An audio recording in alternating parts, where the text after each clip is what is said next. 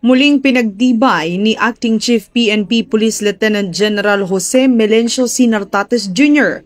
ang paninindigan ng Philippine National Police sa transparency, pananagutan at kaligtasan ng publiko.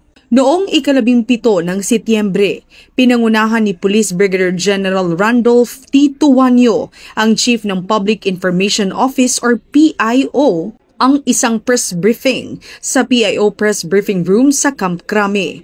Ibinahagi rito ang pinakahuling tagumpay ng PNP sa larangan ng pagpapatupad ng batas.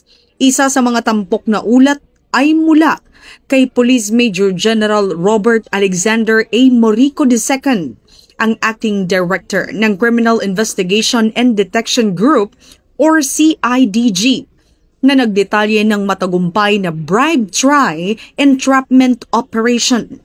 Samantala, iniulat naman ni Police Brigadier General Glicerio C. Cansilao, ang Acting Director ng Anti-Kidnapping Group or AKG, ang pinal na ulat kaugnay ng kasong kidnapping ng isang negosyante.